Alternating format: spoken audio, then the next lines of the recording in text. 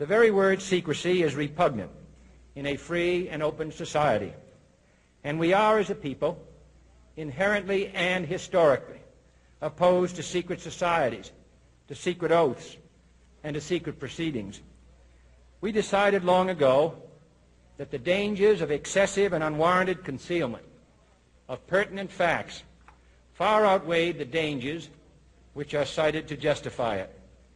Even today, there is little value in opposing the threat of a closed society by imitating its arbitrary restrictions.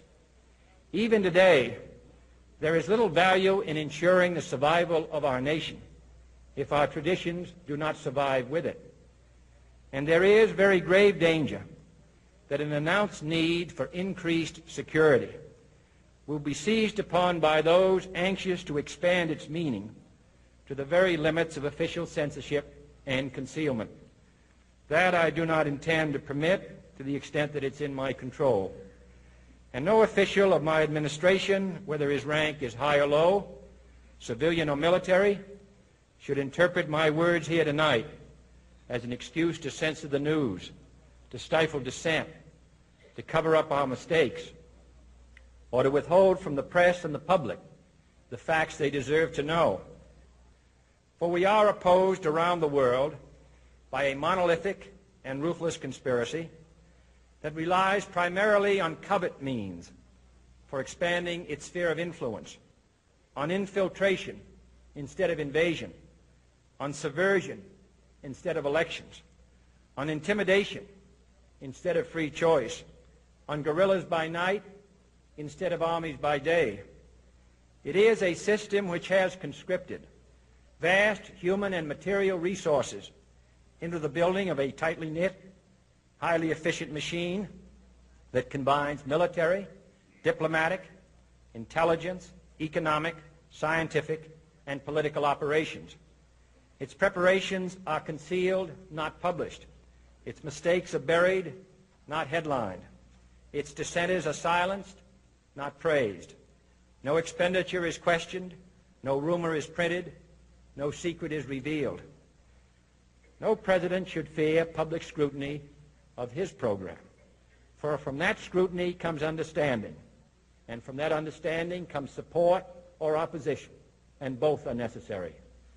I am not asking your newspapers to support an administration, but I am asking your help in the tremendous task of informing and alerting the American people. For I have complete confidence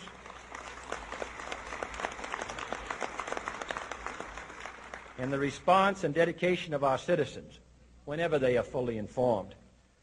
I not only could not stifle controversy among your readers, I welcome it. This administration intends to be candid about its errors. For as a wise man once said, an error doesn't become a mistake until you refuse to correct it. We intend to accept full responsibility for our errors, and we expect you to point them out when we miss them. Without debate, without criticism, no administration and no country can succeed, and no republic can survive. That is why the Athenian lawmaker Solon decreed it a crime for any citizen to shrink from controversy.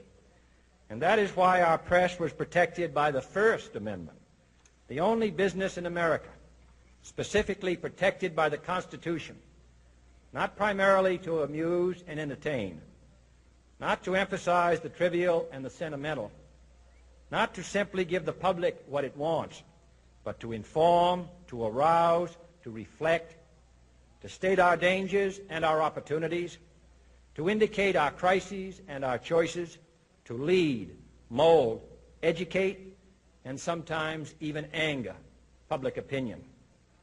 This means greater coverage and analysis of international news, for it is no longer far away and foreign, but close at hand and local.